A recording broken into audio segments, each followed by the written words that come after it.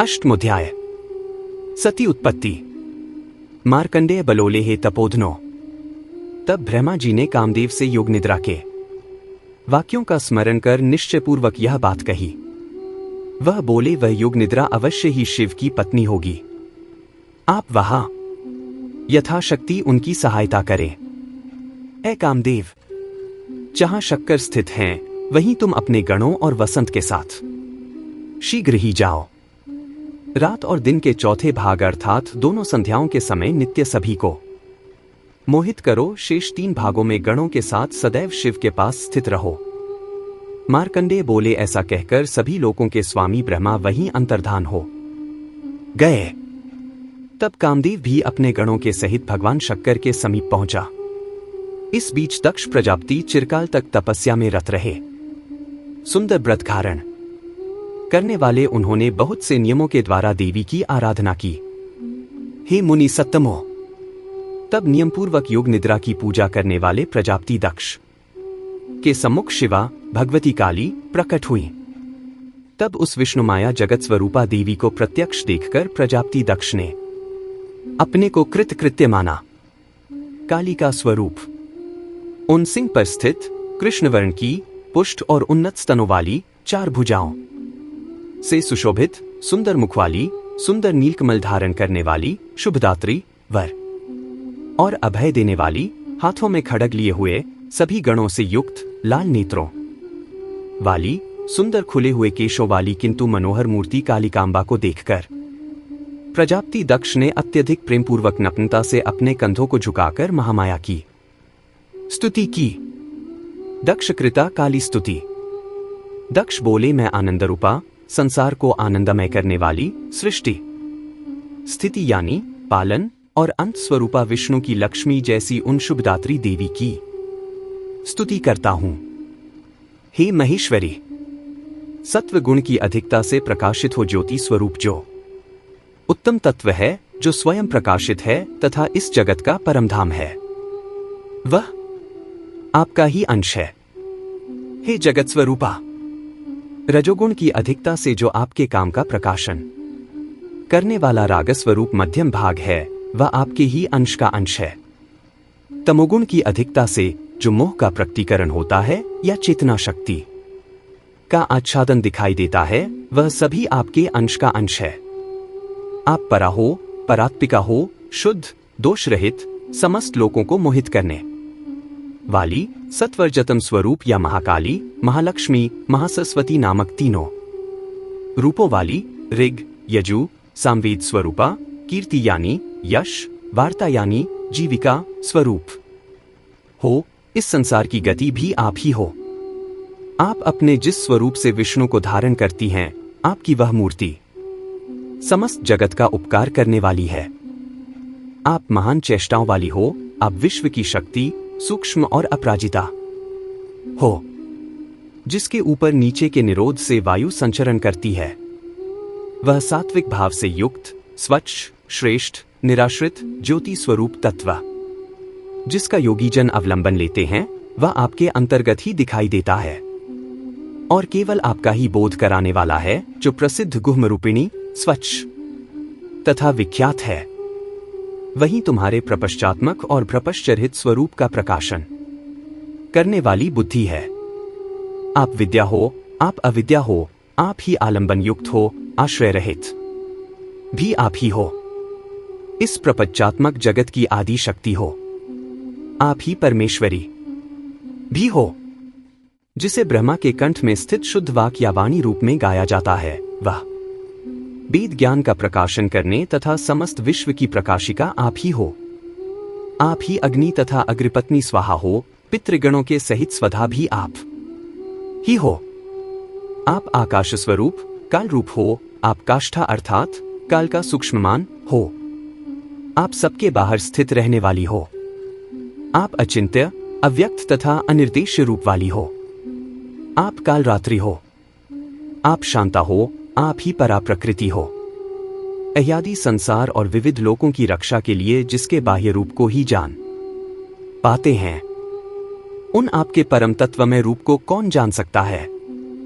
हे भगवती, हे अम्बे, हे योग स्वरूपिणी, आप प्रसन्न हो। हे घोर रूप वाली, आप प्रसन्न हो। आप जगन्मयी हैं, आपको नमस्कार है।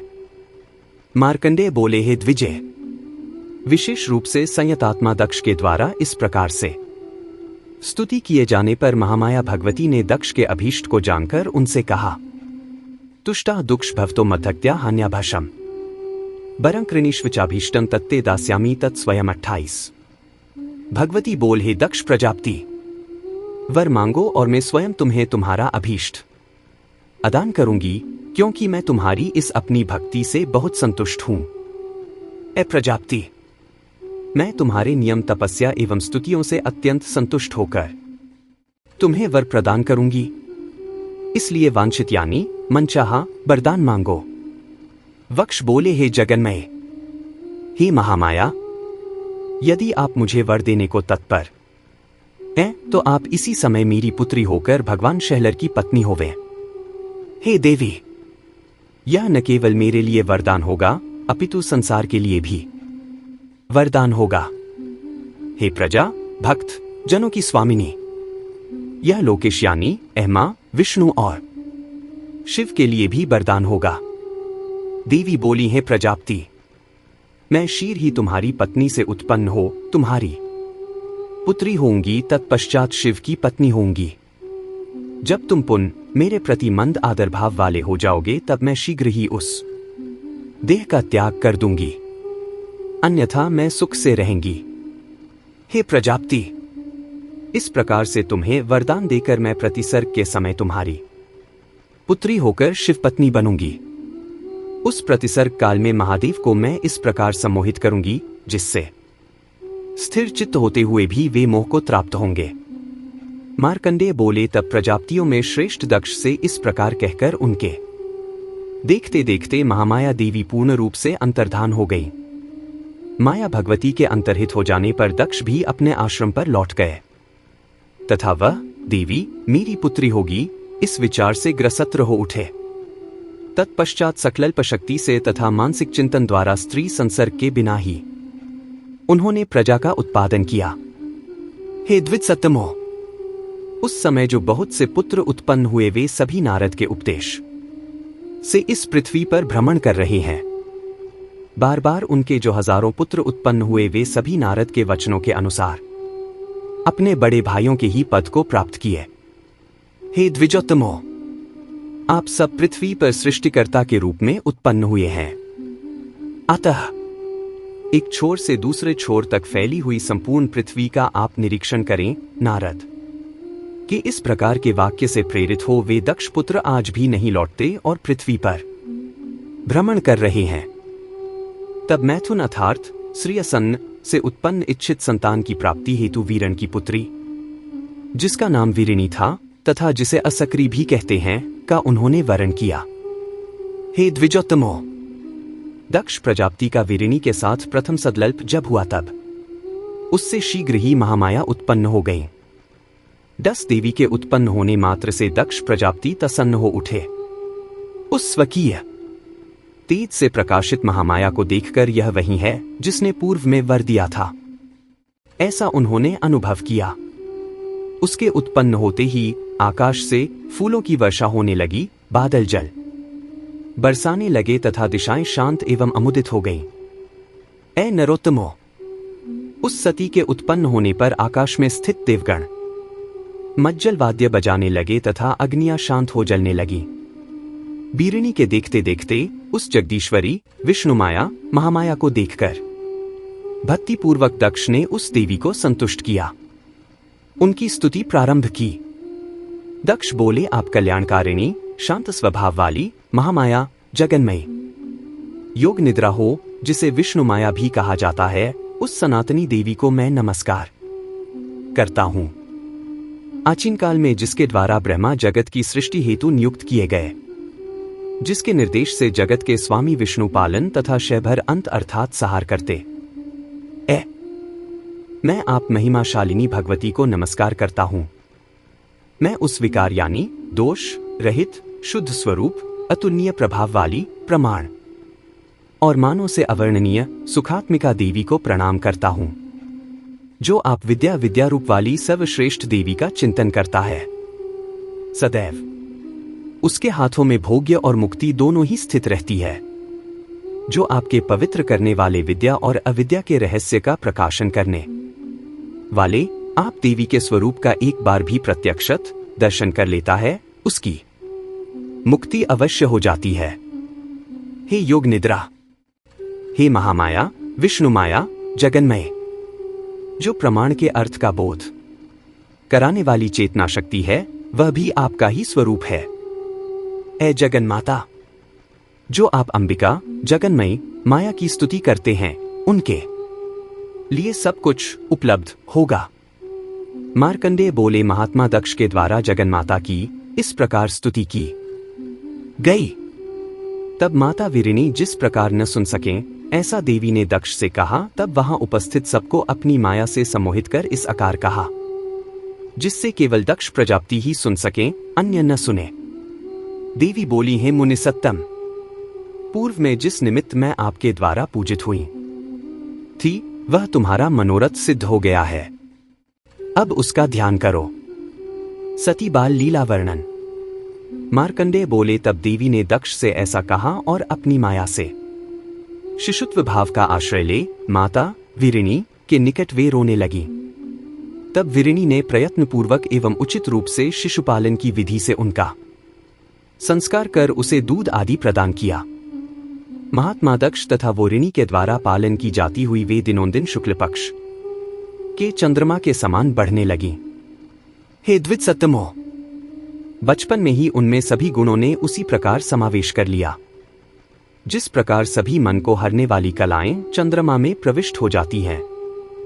वे जब सखियों के बीच आत्मविभोर हो रमण करती थीं, खेल खेलती थीं, तब भी वे प्रतिदिन बार बार भगवान शिव की ही प्रतिमा अथवा चित्रादि बनाती थीं। जब वे बाल्योचित गीत गातीं, तब कामासक्त मन से उम्र, स्थाणु, हर, रुद्रादि नामों का ही स्मरण करतीं। हे द्विजसत्तमो, उसके प्रशस्त गुणों तथा सत्व और नय के कारण दक्ष ने उन देवी का नाम सती रखा। बाल्यावस्था में ही उनकी शिव भक्ति को देखकर दक्ष और वीरिणी की अतुलनीय करुणा प्रतिदिन बढ़ने लगी। हे नरोत्तमो, नयुक्त सभी को त्रिय एवं सभी गुणों से परिपूर्ण उन देवी ने भी नयनीय रूपों में माता पिता को संतुष्ट किया। एक बार अपने पिता के समीप स्थित पृथ्वी की रत्न रूप शुभ स्वरूपा उन सती देवी को ब्रह्मा और नारद ने देखा। तब उन सती ने भी उन दोनों को देखकर प्रसन्नता पूर्वक नम्रता से अपने कंधों को झुकाकर ब्रह्मदेव और नारद को प्रणाम किया। प्रणाम के अंत में विनय से अवनत हुई सती को देखकर ब्रह्मा और नारद ने उसी प्रकार से यह आशीर्वाद दिया, जो तुम्हारी ही कामना करता है तथा तुम जिस पति की कामना करती हो, तुम उस सब कुछ जानने वाले जगत के स्वामी महादेव को पति के रूप में प्राप्त करो। हे शुभे, जिसने अन्य किसी पत्नी को न ग्रहण किया है, न करता है, करेगा, वही शिव तुम्हारा पति होगा, जिसके सदृश अन्य कोई नहीं है। हे द्विजसत्तमो, ऐसा कहकर वे दोनों दक्ष के समीप बहुत समय तक रहे। तत्पश्चात उसके द्वारा विदा किए जाने पर अपने स्थान को चले गए।